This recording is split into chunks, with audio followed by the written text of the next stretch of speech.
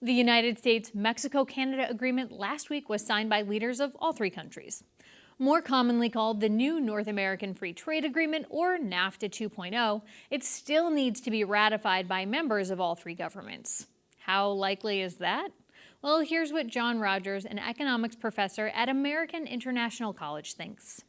I believe the latest is that our part of it, the U.S. part of it, won't be ratified until the new Congress comes in January. There was some thought that maybe they could squeeze it in as a lame duck item. And also some pressure from the president to cancel NAFTA as the current trade policy in its entirety in a move to maybe push Congress to approve the new U.S.-Mexico-Canada agreement. Exactly. So I think what the complication is going to be is if we have a Democratic majority coming January, they're going to want to weigh in on a number of the provisions. So there could be a lot more discussion of this when that comes around. Yep. I'll have us go through some of the big changes in just a minute, but are there any standouts for you that you foresee the Democratic House really pushing back on when it takes this up? Yes, I do, because I think my analysis is that the Democrats feel that maybe the president, with his appeal to the American worker and particularly his protectionist stance, trying to protect American jobs, that really allowed him to peel off a big chunk of the traditional Democratic vote, particularly in the upper Midwest and those industrial, or if you like, Rust Belt states.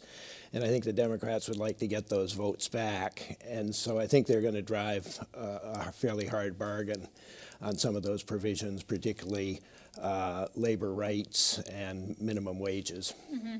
And so looking at some of those rules, automobiles in particular, under the USMCA, it says that 75% of automobile components would need to be manufactured in either Mexico, the United States, or Canada, which currently it's 62.5. 62.5%, and that's really an attempt to protect the North American market from incursions, particularly from Asia, so that we're not only competing amongst ourselves, Mexico, Canada, and the U.S., but we don't have to compete with the Asian market, or not to that extent. And another piece under that sort of labor standards, manufacturing, automobile provision, $16 an hour by 2023.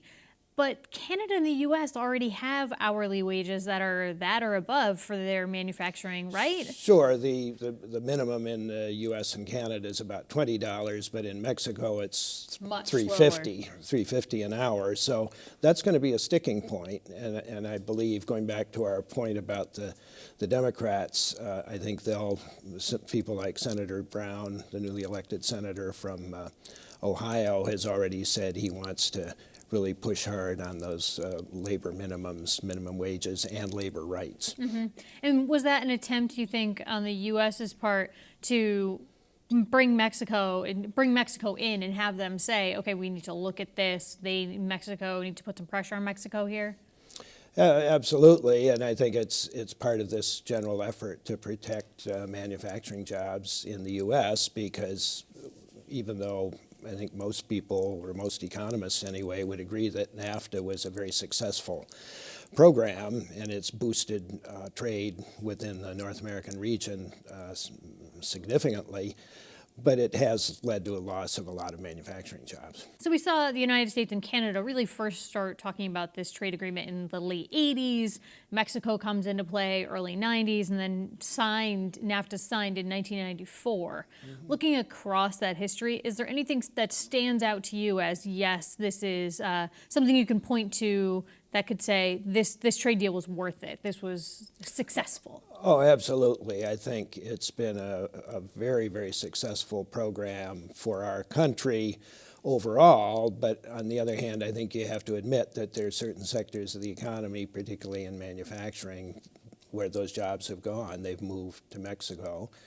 I think it's been good for Canada because Canada is such a small market. This has allowed them to participate in a much larger market. And I think it's been very good for Mexico because it opened up what was really a sort of socialistic, highly protected typical Latin American economy to competition, and by and large, the Mexicans have been pretty successful in stepping up and competing. So it's been very good, I would say, on balance for all three countries. Looking at the new proposed agreement, the USMCA, which every time I hear that phrase, I think of some grand national museum of contemporary art, not a trade deal, but I'll get used to it. So critics have said that it really was a gimme for big pharmaceutical companies and for tech firms. On the pharmaceutical front, it extends the terms for waiting or for people to come in. Yeah, for people to come in for generic drugs. Before those drugs can go on to generic. So they now get 10 years. Pharmaceutical companies get to hold that for 10 years. Yeah. Is that a gimme for them? I would say it probably is, but I think you have to recognize we have a very powerful and very successful and by most standards very positive pharmaceutical industry in this country. So I think it's fair that we try to protect our intellectual property as much as possible. Same thing for copyrights from Disney and people like that. That's one of the areas where the U.S. has tremendous advantages, so we need to protect those. I think that's a fair. Yeah, to your point about intellectual property, extended another 20 years, so there'll be 70 years of protection for IP holders and trade patents, where it's 50 now. Yeah, and I think a lot of people would say that's probably too much, but I think the realities are that those interests are quite powerful, and any of the trade agreements that we sign, we drive a pretty hard bargain on intellectual property, and I think that's understandable that we should do that.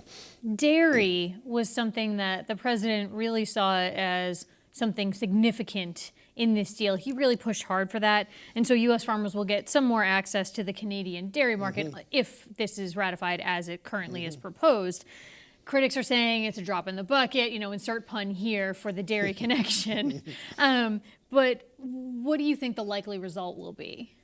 No, I think this will be a positive for our dairy industry, but I think you're right. That's not a major industry, but it is an industry that tends to be stressed, particularly here in the Northeast. It's tough for these people to compete, so this is something that will help them, particularly our dairy farmers in the Northeast. We're close to the big Canadian markets in Ontario and Quebec. I think it'll be very positive. Yeah, I don't want to get too far into the weeds on this one, but something right now that stands is something called Section 232, which is that loophole that President Trump has used to roll out the steel and aluminum tariffs. Canada and Mexico were really pushing to get those changed in some way. They want a protection from that. But as the deal stands right now, though they won't have that protection, what do you think the result will be? Well, I think that's the main sticking point, not so much with Mexico, but with Canada, because particularly for aluminum, Canada is a major aluminum producer and has a lot of economic advantages because of its huge hydroelectric resources. That's something quite prejudicial to Canada, so I think they'll push in the final agreement to have some phase out of those tariffs. That's the main thing. President Trump kind of bullied Justin Trudeau into signing the agreement without any significant concessions, but I think the Canadians are going to really want eventually to have those phased out. I think that's what they're looking for. Yeah, we'll see the three individual governments weigh in individually. Exactly. Finally here, this whole deal sunsets in 16 years, and sunset being just kind of a cinematic way to say expires.